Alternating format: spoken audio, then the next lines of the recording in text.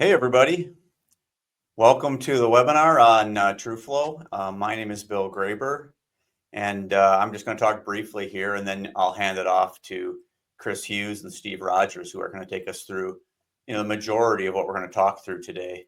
But we've got a huge crowd, and we really appreciate that. A lot of interest in this product, and especially the latest addition we've made to the app, which is called Forecast Mode.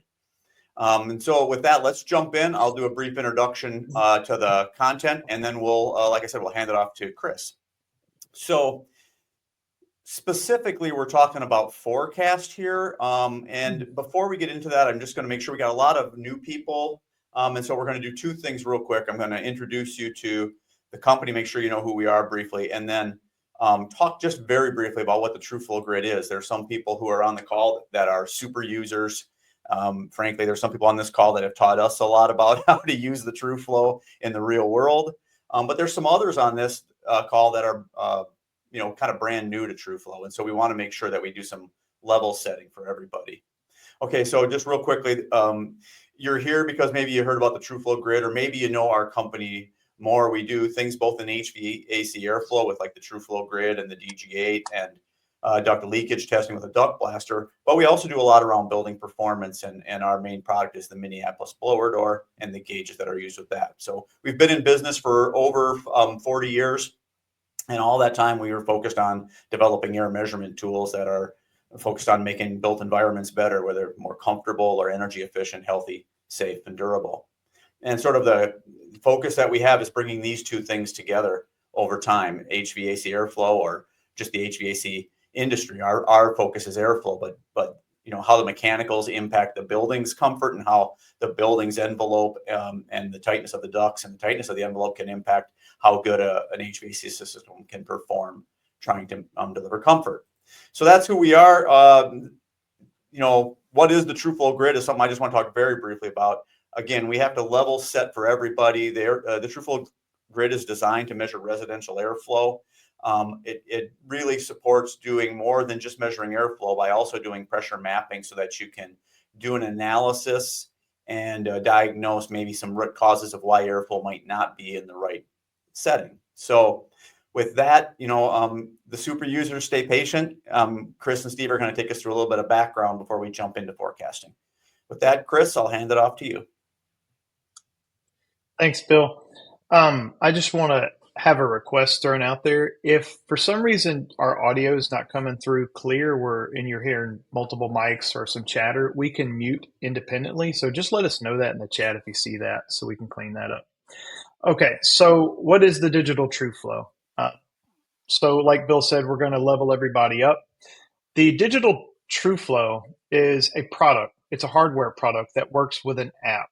It measures total system airflow, and it will pressure map the system, and it fits into these adapter plates that you see on the left side of the screen. And it takes the place of a filter slot or a filter grill, as you'll see on the right side of the screen. We're going to get to that in a little bit. We're going to have some fun in the lab. So, like I said, it works with an app, and that is the TrueFlow app. You can get it on the Google Play or the Apple Store. And what I want to showcase in this slide and the one that's going to follow is that there's a furnace that you see pictured on the left side of the screen. The middle of the screen, you see the test in data from that furnace. There's an airflow dial and a total external static pressure dial. You have 4 subdials that make up the pressure profiling of that fully ducted furnace system to let you know how that system tested when it was installed, right? And that's captured on the right side of the screen. Okay. Now, doing tech support, I get a lot of these questions. As we've advanced the tool in its knowledge and what its capabilities are, I get the question, hey, what's the good basic video? Or how do I handle multiple returns? Multiple returns is a common question.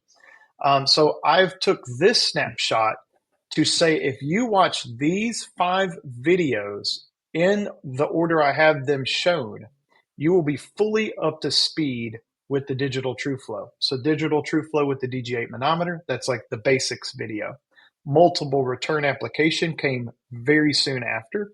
Then there's heat mode, which followed. We partnered with NCI. We've got the NCI workflows in there. That was next. And of course, what we're talking about today is the TrueFlow forecasting overview video, right? If you watch those 5 in a row, you'll be very much up to speed of what this tool is capable of.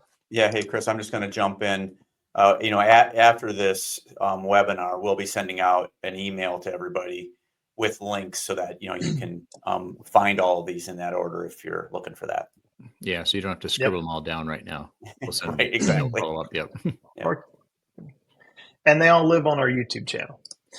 Okay, so let's get to the meat and potatoes of what we're going to talk about today and get in the lab and have some fun with. What I've done here on this slide is showcase the main pages of what I want you to see from running a TrueFlow test.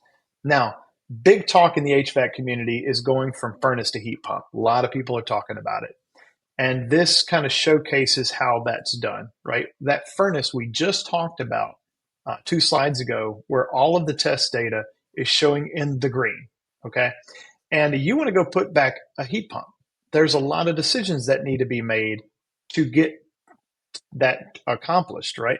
And so one of the big questions is making that decision, furnace to heat pump. So we're going to make that decision. I'm going to show you how to do that in a bit, but we're going to forecast in heat mode, okay? That's what we're doing in slide 2. We've made the decision that we're going to forecast away from the test in. Slide 3, this is where the fun happens. This is where you get to move active sliders and you get to move that test in data to see how the newly designed piece of equipment is going to respond from the test in data. So you'll see in this picture where I have system heating capacity moved to 3 tons. I moved that to 3 tons because my furnace was about equivalent to 3 tons of heat. Now, this is assuming a load calculation was done and it matched up perfectly. Okay, so I've matched my capacity, even though I've got a different style of heat. Okay, and then the next slider you see down there is the expected filter grill pressure drop. So that is a design change. And you're going to see in the market, this is common, most filters are just undersized. So you're going to have the options like to design a new filter grill setup for the install.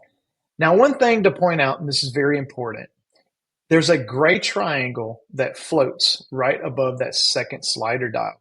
That gray triangle is where the existing filter grill setup would land if it was to stay for the next install. Okay, so be mindful of where that triangle is. If you're trying to reuse the filter grill, you'd want to move that slider to try to match up as close as you can to the triangle. That's you saying, I want to use the existing filter grill setup. And of course, just to polish this off, give me one second. And you'll notice that the triangle is going to move with the capacity. So your filter is going to have more or less pressure drop depending on how much air you're trying to move through it. So don't be surprised if that little gray triangle moves. Yep.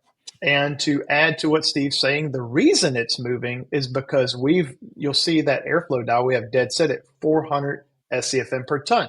So if you change the capacity, we're keeping that target flow because we want to get that flow, right? So we're setting that target flow.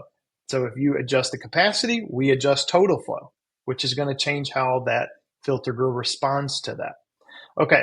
That being said, once you click see results, you will get to the final screen, which is a snapshot of the data with the heat pump installed. And it's also going to show all of the sub pressures just like it did on screen number 1. You also can generate a report from that. So you could go to a customer with a test in report and a forecasting report. So you're probably asking yourself right now, how did we get to this point? And that's a Steve response. Take it away, Steve. All right. So Chris just told you we can see into the future and we can tell you what the static pressure of your new system is going to be after you install the new system. So how are we doing that? Is it voodoo? Maybe we got a voodoo practitioner. Chris is in Louisiana after all. And maybe we got voodoo hooked up to our app and this, voodoo lady is going to look at your system and she's going to cast her bones and she's going to tell you. So maybe that's what we're doing. Well, or maybe we got a crystal ball and that's how we're predicting the future. Or maybe it's physics. Hopefully it's not too big a surprise and hopefully not too let down if you find out we don't use a crystal ball or that cool voodoo lady. We're using physics. So you might ask the question, if we are using physics to predict what the airflow is going to be in a newly installed system, is this something new? Is this, some new branch of physics that we're able to do this? And the answer is no. In fact, it's really old. So the basis for what we're doing goes back to a guy named Daniel Bernoulli. And you need to know a couple things about Daniel Bernoulli. He was from Switzerland. He was born in 1700, and he had great hair. I mean, just look at that hair. It was a wig, Steve. Come on. Yeah. But Daniel Bernoulli wrote a book in 1738 called Hydrodynamica. That's a picture of the cover there. And in the book, he explains what we now call Bernoulli's principle and Bernoulli's equation. And I'll explain what those say in just a moment. But based on that principle and that equation, there were a couple of other guys involved, because Bernoulli's equation doesn't account for frictional losses. But two other guys, Henry Darcy and Julius Weisbach, they did figure out how to predict frictional losses as well. And basically, they took Bernoulli's equation and they applied a fudge factor to it, and it worked great. So that's where all this comes from. And basically, the bottom line is this, is that pressure loss is proportional to velocity squared. And if you want to see the equation as it's written there, the delta P, that squiggly symbol in the middle, that's a sign that means proportional to the velocity squared. And let me give a couple of examples of what that implies. So if you've got a typical 2-ton system that's running 800 CFM, and you decide that, what that really needs is it needs a 4-ton system at 1600 CFM, you're going to double the capacity, which means you're going to double the airflow. Well, this equation says that if you double the airflow, you're going to not double the pressure loss, you're going to quadruple the pressure loss. So the pressure loss would be 4 times as high if you double the airflow. And Steve, that's because of the square there. So if I double delta P, I take 2 to the power 2, which is 2 times 2, which is 4. Yeah, exactly. That's where that comes from. Another example to think about is, maybe you didn't need to double the flow, but if you're going to upsize from like a 2-ton system at 800 CFM to a 3-ton system at 1200 CFM. So you're going 50% more flow. You're going to add 400 CFM on top of the 800 CFM and get 1200 CFM. In that case, you're adding 50% more to the airflow, but your delta P will more than double. So this is why it can be so dangerous to try to upsize a system, to try and chase a comfort problem by adding capacity, because you really drive the static pressure up very quickly. Or if the fan's not capable of actually pushing that much airflow against that much static pressure, what you end up with is not enough airflow. And we've talked in other webinars and stuff about what the problems are that get created when you don't have enough airflow with the system. So that's where this all comes from. That's how the math works out. But now I'm going to explain how this applies to a residential duct system. And what we're going to do here is we're basically going to assume that a residential duct system, as complicated as it is with all the branches and trunks and triangle boxes or whatever it's made out of, we can actually treat that kind of like it's a very simple device called an orifice plate. An orifice plate is nothing more than a flat plate with a hole in it that gets very commonly installed in a pipe or in a duct in order to create a pressure drop that can be used to measure flow. And so you see on the orifice plate diagram on the right, we've got a P1 and a P2, meaning the upstream pressure and the downstream pressure. And we don't really care what P1 and P2 are. What we care about is what's the difference between them. So if this were, let's say, a compressed airline and we had 100 PSI on the left and it dropped down to 95 PSI on the right, well, our difference would be 5 PSI. So that's what we want to know with an orifice plate. We're actually measuring something quite similar with your duct system, except you have to think for a minute about where is the second pressure. So the P1 that we're measuring is in the supply plenum. And so that's going to be the higher pressure. But where's the downstream pressure? And the answer is it's downstream of the entire duct system. The entire duct system empties into the house, and we can assume the house is all the same pressure. So we're measuring the difference between the pressure in that supply plenum, right where it comes off of the equipment cabinet, and comparing that to sort of like the end of the line after all the air has emptied out into the house. And that's a very predictable thing, and we can actually calibrate that system and treat it kind of like an orifice plate. And the implications of that are that, so with an orifice plate, what we want to do is we want to calculate the flow based on a pressure drop that we measure. That's how that's usually done. But you can do the other way around. If you know what the flow is, then you could measure, or then you could calculate what the pressure difference would be on an orifice plate. And that second thing is what we really want to do with a duct system. We want to know what's the static pressure going to be if we get the flow at the right place, because we don't ever want to install a system where we don't know what the flow is going to be. If we're installing a 3-ton system, we should be targeting 1200 CFM, or maybe in a dry climate, maybe even more. Maybe a little bit less if you're in a humid climate and aiming for more dehumidification. So Steve, I'm going to jump in and say that, I think what you've said is, hey, Bernoulli figured out pressure and velocity have a square or square root relationship.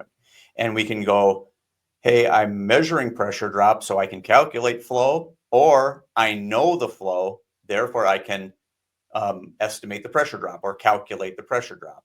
Yeah. And it's that same principle working two ways that we use in TrueFlow to help establish forecasting. That's exactly. at a high level, that's what we do. Yep. Is there anything else you want to add? Otherwise, I think we're going to move over and give Chris a chance to demonstrate this in the lab so people can that's a lot of theory. So let's look at the lab. Sound okay? Yeah, I think that's what people want to see. Show us how it works, Chris.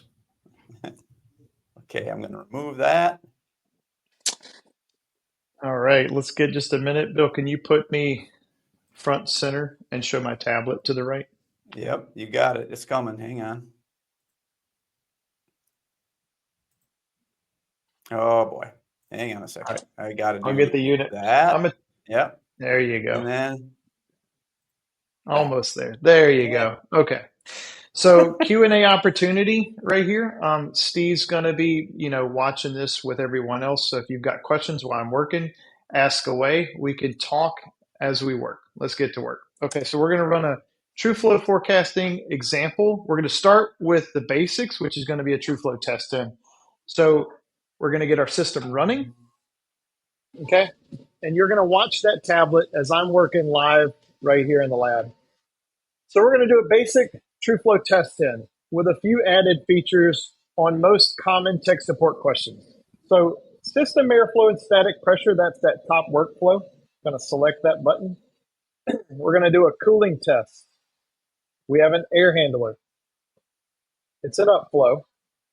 Our air filter location, I'm going to select multiple filter grills. I have one on this side and one on this side of this demo unit. We're going to show you how that's addressed.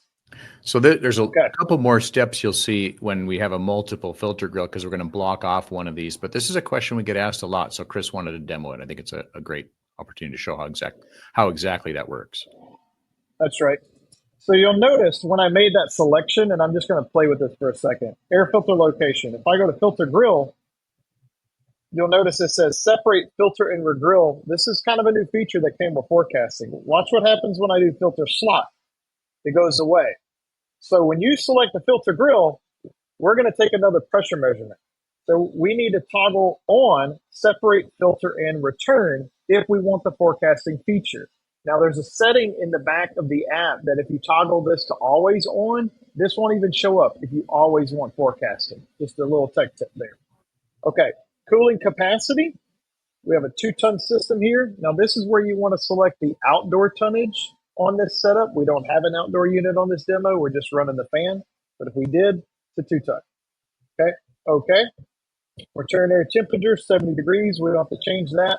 We're going to go with the nominal 400 SCFM per ton. We're going to select next. Now, these are our test-in instructions where it's going to say, hey, if you have a humidifier, right, that has air bypassing this evaporator coil, you got to isolate that because we want to measure all the airflow going across the evaporator coil that's inside the system right now. So we don't have that situation, so we can just click continue.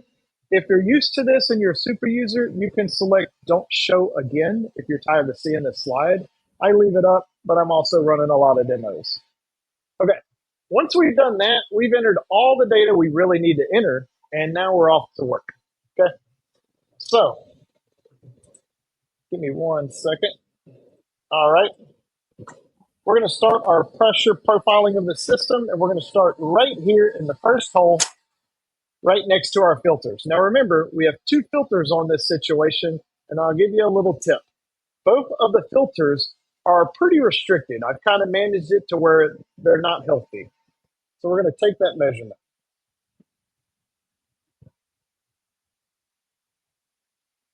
Okay. Now, just to back up for 1 second.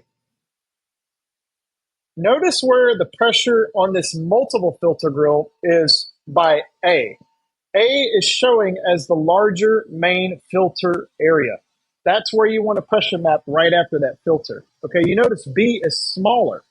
These are the same size. So either one is okay in this scenario. But if you have a 20 by 30 return air, main return air, and a 12 by 12 satellite return air, you'd want to use the 20 by 30 in the scenario and blank off the 12 by 12. And I'll show you that in a minute. Okay, so back to return duct. Okay, not much return duct on this one. So we're just going to pop right here next to the coil and take that measurement.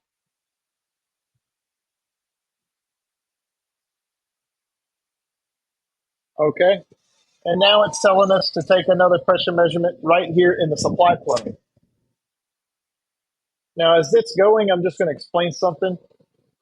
Air handlers, you'll see from the top where the blower exit is, half of that air handler is usually blanked off. You'll notice I moved the static pressure probe to the side and up a little bit. I think it's good practice to get out of that dead space right here because you can get a funky reading. So I usually try to get right in where that air handler would be shooting air out and go up at like a foot. Okay, we've got our pressure mapping done. We've got all those recorded. We can click continue. Now, here's where we're blanking off grill B. So let's do that. And here's another tip I like to explain to people. There's a couple things I leave in my TrueFlow kit when I'm out in the field. And those are Scotch tape, a roll of duct tape. I will cut a yard sign, the corrugated plastic. Those work good for additional blank off material if I need it, and a contractor's bag. And I usually trim it and I just leave it in the bag. And the reason I do that is when the blower's running, I can let the fan do the work for me, and it will blank off that additional grill. If it's up in the ceiling, you may have to put some Scotch tape up there just to hold it, but generally works pretty good. Okay, now we can click continue. Now we can install the Digital TrueFlow Grid. So we're going to take off that return air grill. We're going to remove that filter. You can hear the fan speed change. I don't know if you heard that, but when I put the TrueFlow in, you're going to hear it change again. Steve's pretty good at explaining the correction factor that's happening here. He wants to take the wheel on that. And I'm going to take measurement. So yeah, what it's doing is you'll notice that we measured the static pressure in that supply plenum with the filter in, and we're measuring it again with the TrueFlow in. And based on that difference in that pressure, we can actually calculate how much air was going through when the filter was in, because we don't really care how much is going through when you got the grid in. That's not how you run your system. You run your system with the filter in. So that's the number that we're going to calculate for you. Okay. So we have finished a test in with a multiple filter grill. Okay. And this is what the test data looks like. We've got right at 400 CFM per ton, moving 800 CFM for 2 tons, which is really good. We have great total external static pressure, 0.471. But let's look at our subpressure dials, right? Return plenum pressure, not bad at all. Obviously, there's hardly no return ductwork, but the filter pressure drop is pretty high, 0.329. So could you make improvements? Absolutely. Do you necessarily have to? You don't have to, right? The total external static pressure isn't bad, so the system could live. But if you want better filtration, you may want to step up that filter at this point in time. So let's see how this system responds using forecast mode. Okay. Hey, Chris, I just want to jump in for 1 second.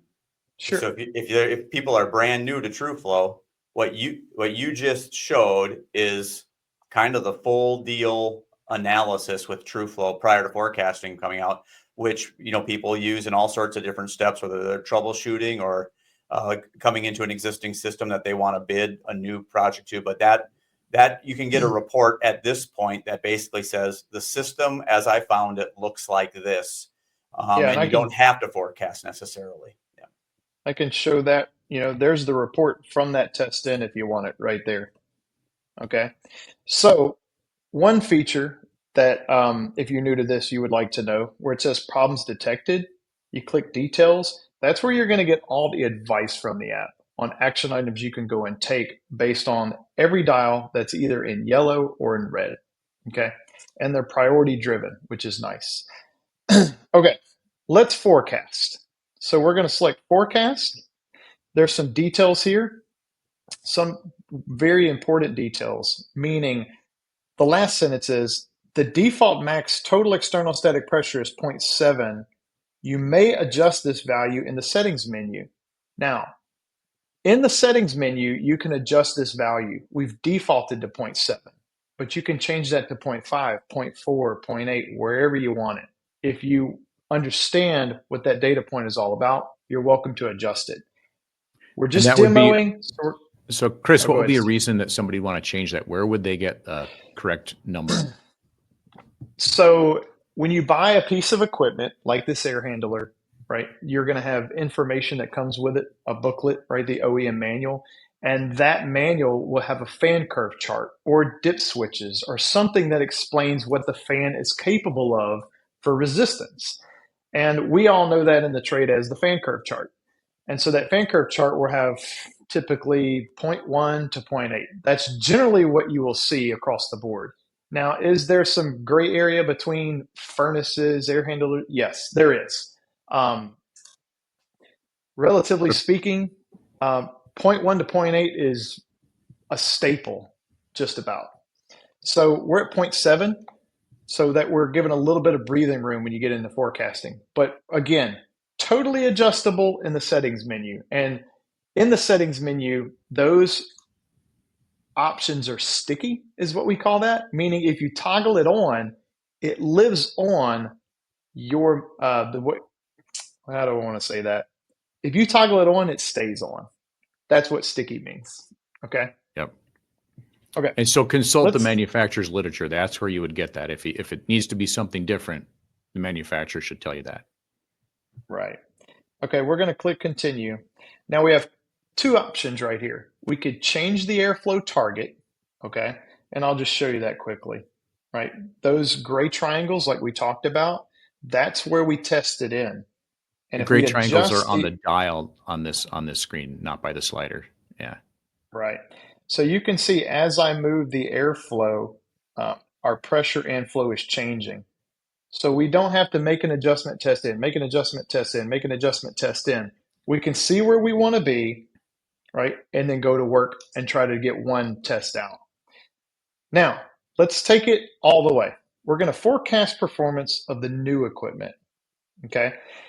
Now, there's some options here. We can replace it with a traditional looking air handler, like you see right here, We can go electric furnace with a downstream coil.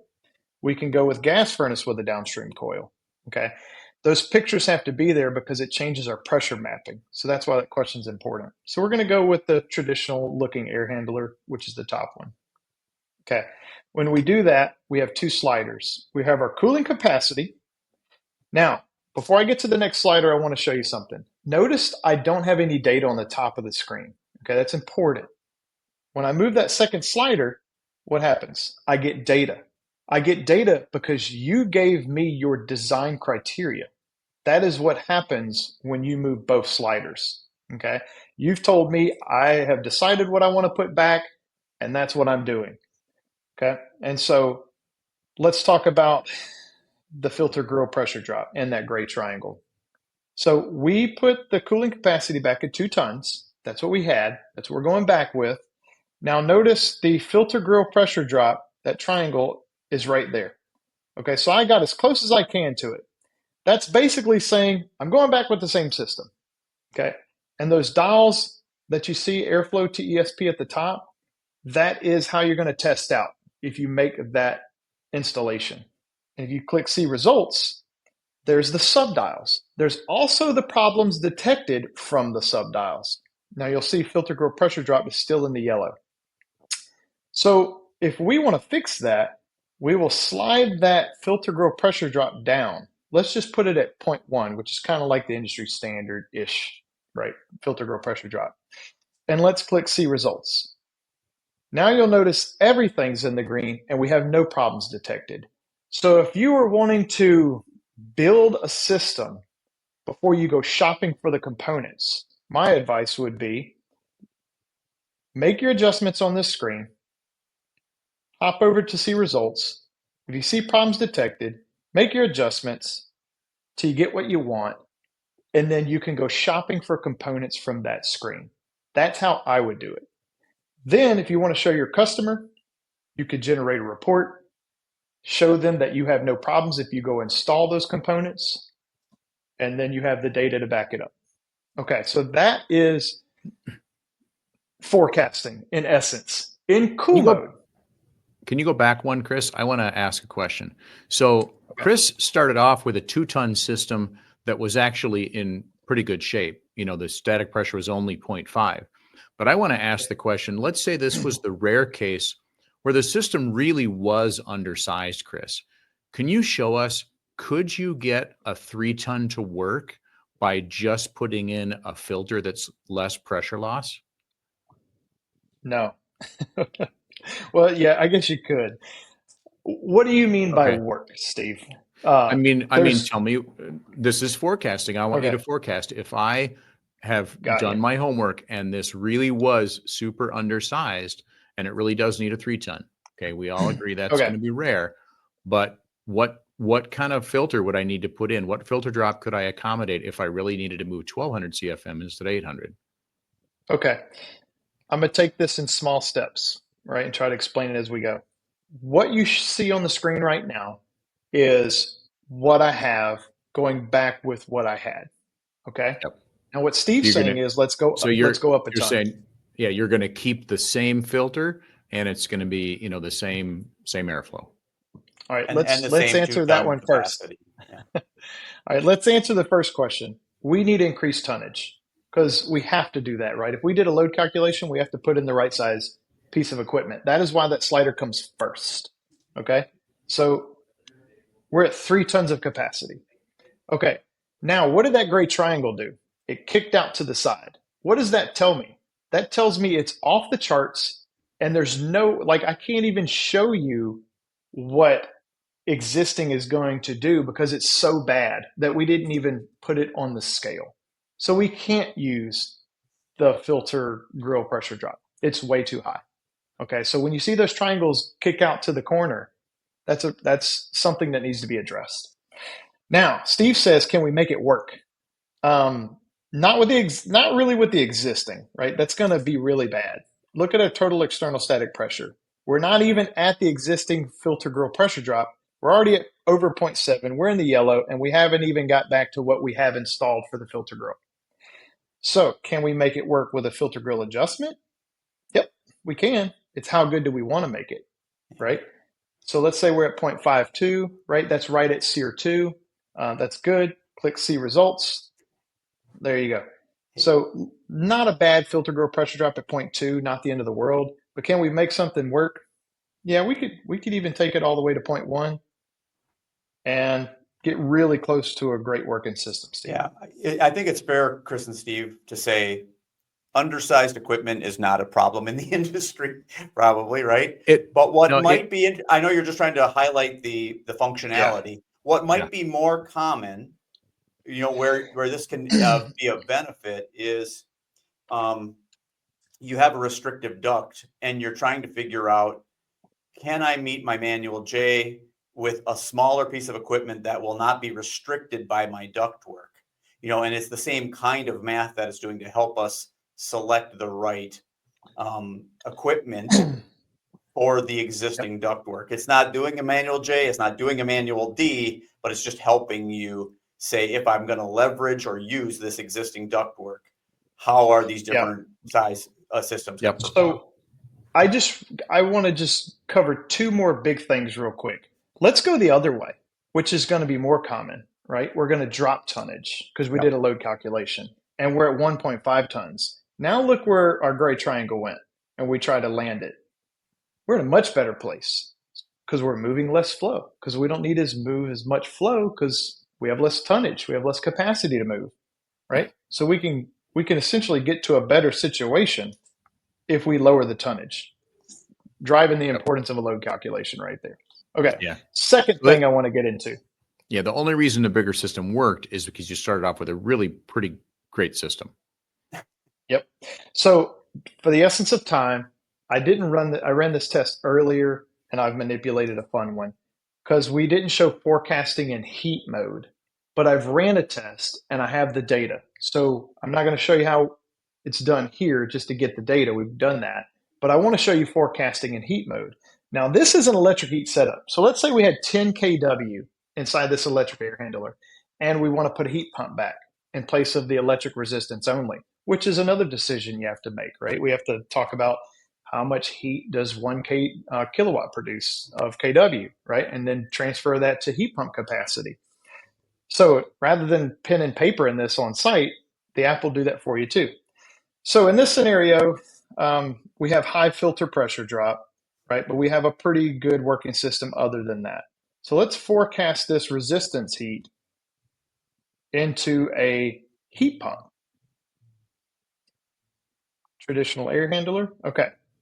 Now, we will need to go to about 3 tons of heat pump capacity to match that 10 kW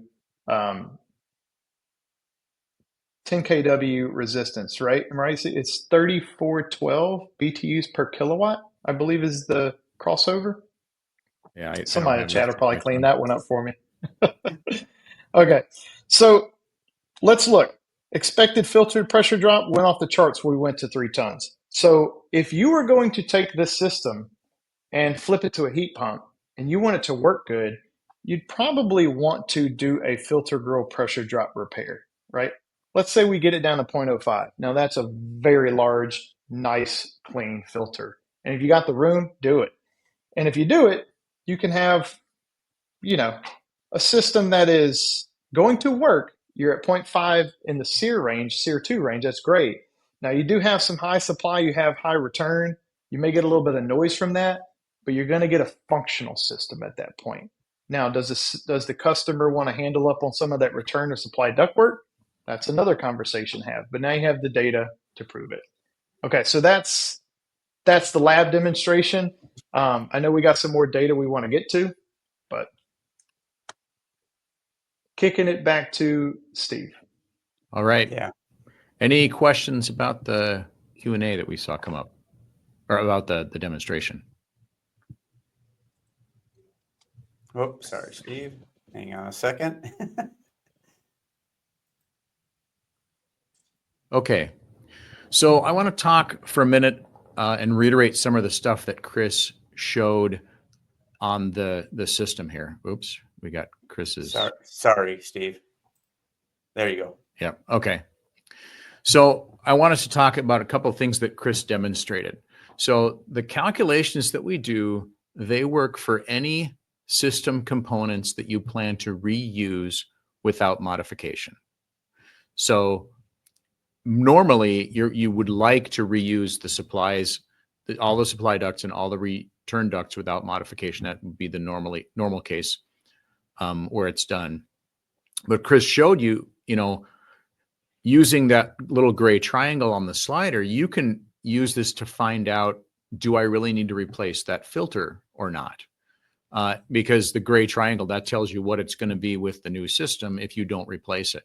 But then if you slide it down lower than that gray triangle, that's going to tell you, if I do replace it, what do I need to get it to? And in some cases, you might be replacing just a furnace, but maybe the air conditioning system is brand new. And so you're not going to replace the indoor coil. And in that case, you'll be able to move your indoor coil slider to match that gray triangle for the indoor coil as well. So Chris was showing an air handler, so we didn't have a separate pressure loss for the indoor coil. But if it's a furnace with a separate case coil, then we'll show those two separately. So that's an important thing to understand about the limits, is if it's going to be reused without modification, then we will predict it. But if you are not going to reuse components, then you have to tell us what the new pressure drop is going to be using that slider, just like Chris demonstrated. So you might ask yourself, well, where do I get that information? How am I going to know what the pressure drop of the indoor coil is going to be? And the answer is that should be in the manufacturer's literature. So this top table that I put in the slide here, this is for a 3 to 3.5 ton coil from a particular manufacturer. And you can see that, you see the pressure drop. If I look at that first row for the first coil model that's shown there, if I run it as a 3 ton at 1200 CFM, so look at the 1200 CFM column and then go down, you can see that it's going to be 0.2 inches of water pressure drop. So if you're going to use that coil on a 3-ton system, then you'd put in 0.2, which you got right out of the manufacturer's literature. Now that coil can also be used as a 3.5 ton system at 1400 CFM. So then I'd go over 2 columns to where it says 1400, and I'd want to put in 0.26 for that coil if I'm going to run it as a 3.5 ton coil. So that's the number that you want to put. That's where you get it. It should be published in the manufacturer's literature. Whatever coil you plan to put in is going to be better. You just where you'll get that information.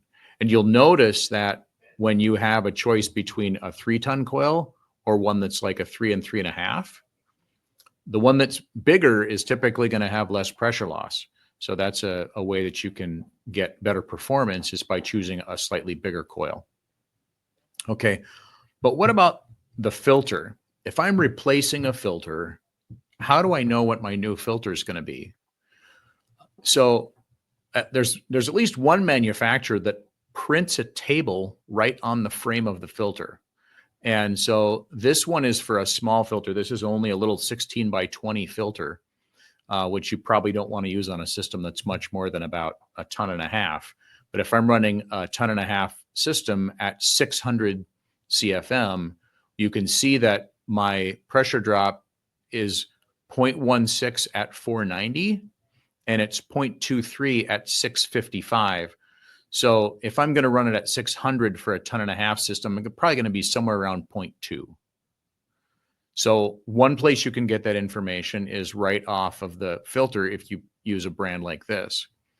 The other place that you can get it is just from the experience that you have with the filters that your company likes to install with new systems.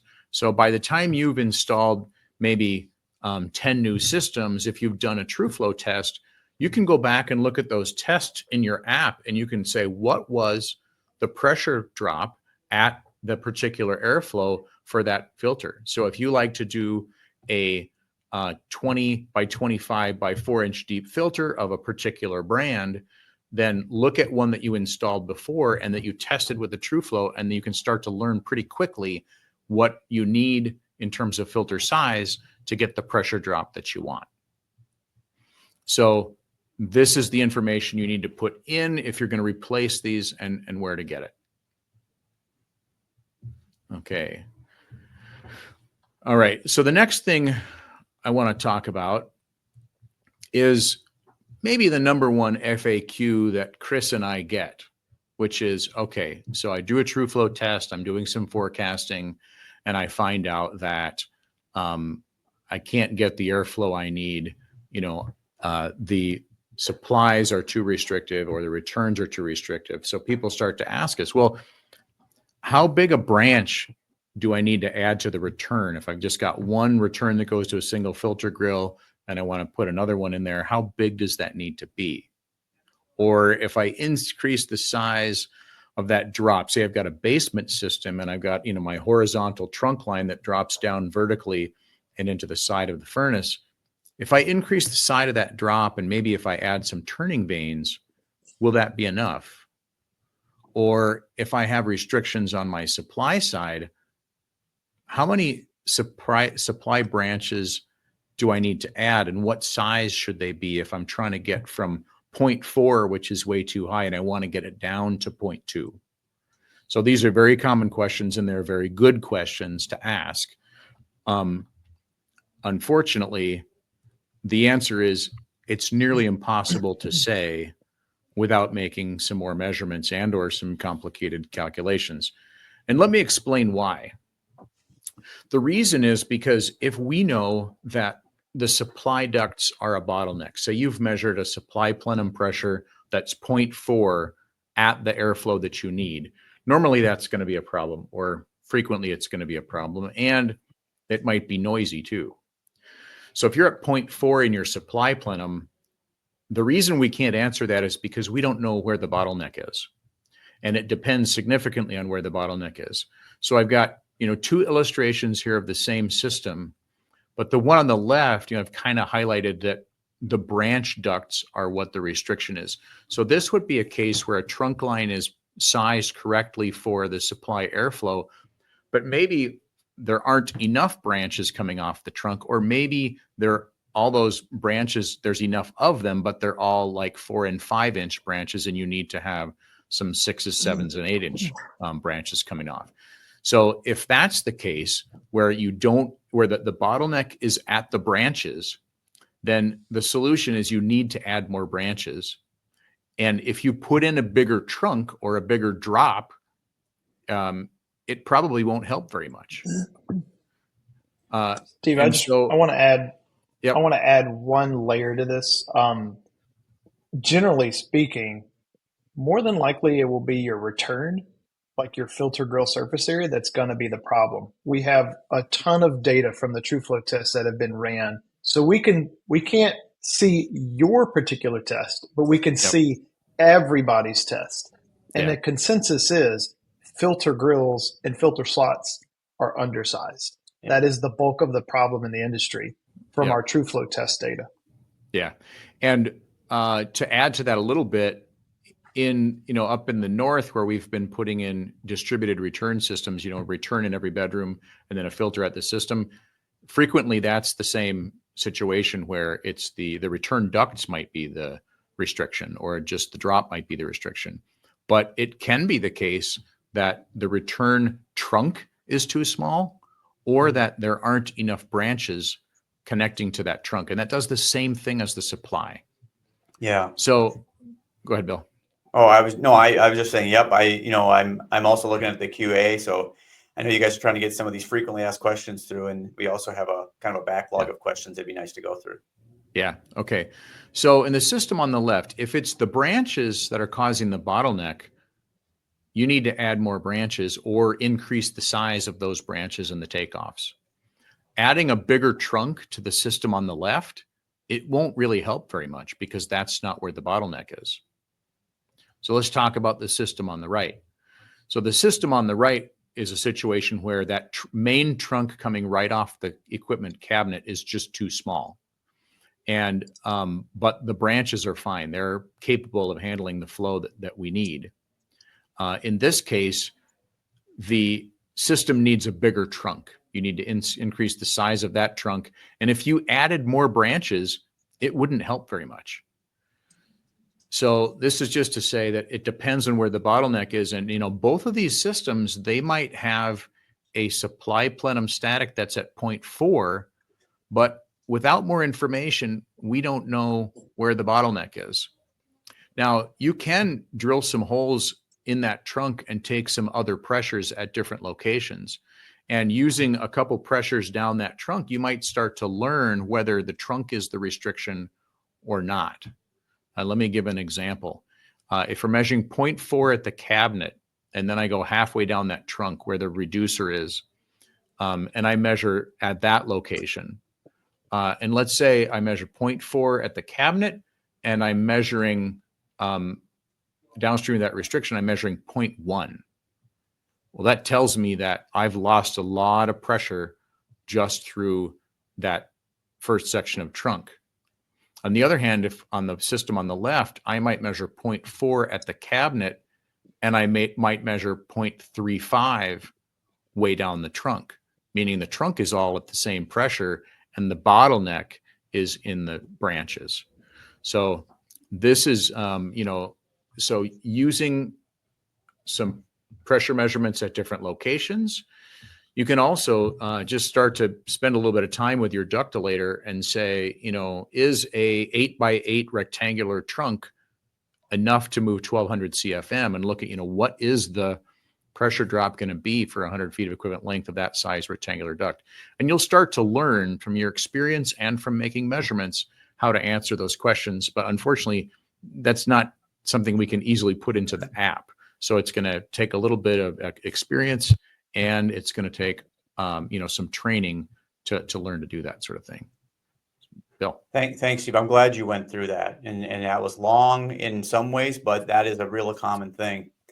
And it brings up a topic, one of the challenges we face, and we need your help on this, if you're in the audience, is we don't want this app to become too complicated that it starts to feel unusable. And so, yes, you need to pressure map. Steve's saying, well, we can tell you the return is restrictive, but we're not going to tell you where. You'd have to map more pressures. And so, would that be valuable? Maybe it would in an advanced mode, but it's not in the app today. So, we're constantly looking to say, how can we keep this simple while also helping you do the job you're trying to do? So I'm going to highlight a couple resources, and then we're going to jump to Q&A. If you're not familiar with NCI, if you're on this, you probably are, but National Comfort Institute, NCI, they've got some great resources. We just got started with what we showed you here today, but they've got a great class, airflow testing and diagnostics. This is going to be available online, so you don't need to get it in your area and face-to-face. You can watch it online. They also have a duct system optimization that you can take that is face-to-face. Both those are highly related in terms of quoting the right work and doing the right work. There's also some great guys from the industry that have maybe they train differently than we do, and their style of training appeals to you more. Craig Migliaccio from AC Service Tech has a great video on using TrueFlow. Ty Branaman has a really good one if you're no cuts, no edits, and it can show you exactly how long does it take and how should you think about it. And then Tim DeStasio recently did one where he went through and did demonstrate how to use forecast mode. And so those are guys from the industry demonstrating it. We do a ton of work with measureQuick. We're integrated with measureQuick, and they're obviously out moving the bar forward. And so there's a lot of good resources out on our YouTube channel for how to use the TrueFlow if you're a measureQuick user and get the value from that. Looking at measureQuick's estimated airflow and the TrueFlow, and using the fact that you have two measurements to even further diagnose if you're a measureQuick user. We've also had some great success stories that have recently come out. The most recent is actually we got one from Kiefer on forecasting, and how he's using that in design already. It's been out for a while, and he's already using it. And then other people using it in the sales process or commissioning or even a project dispute. And so if you're looking for more of that, that's all out on the YouTube channel. The other thing I want to mention is, there's a lot of Q&A that we're going to get started on, but we also have a Facebook group, and it's called TEC HVAC Airflow.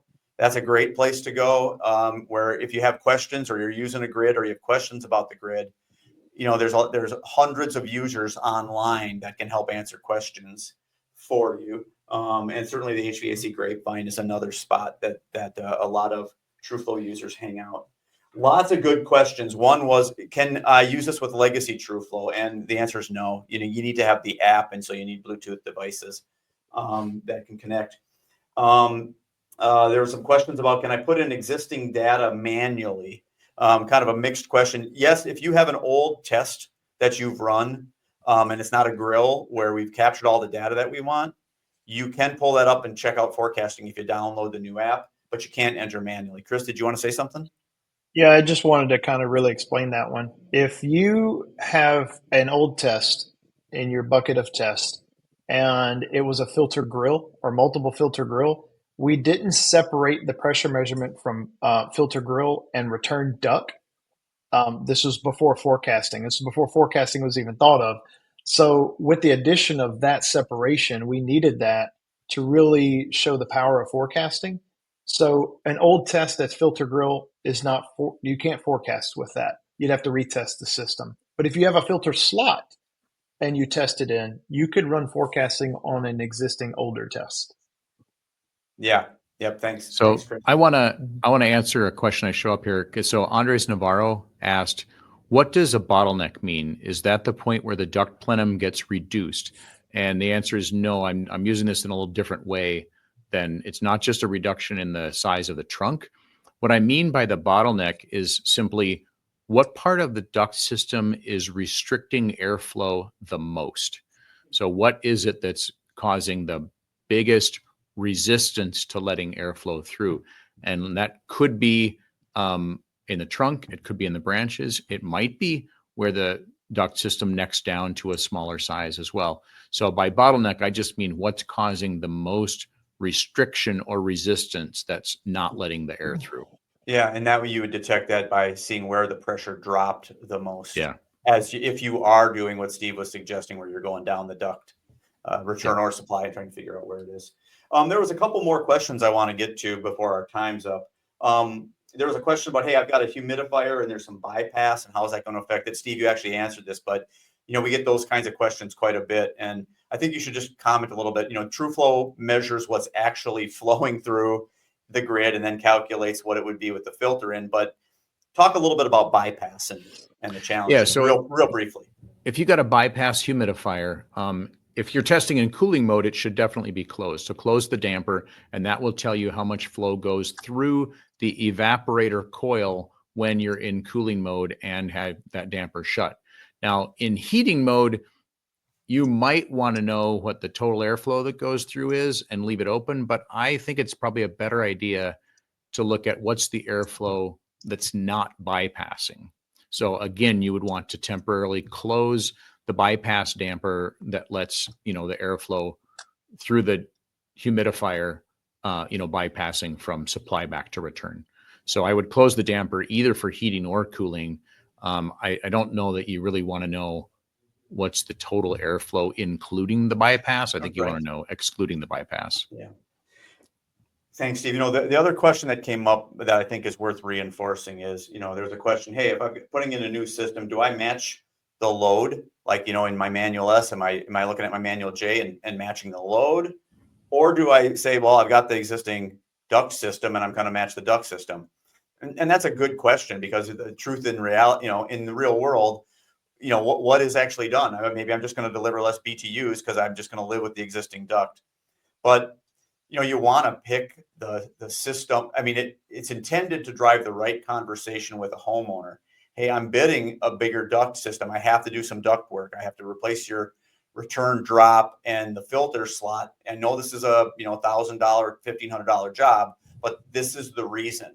If you don't want that, I'm not going to be able to deliver what the load calc is telling me I should be delivering. So it's making more informed data-based discussions between the contractor and the person who's buying it, essentially. Yeah. So one way that I've heard that handled. So the answer is, for the system to operate properly, it has to both meet the load of the house according to manual J and S, and it has to move enough airflow, which is what our forecasting is all about. You really have to meet both to have the system operate properly.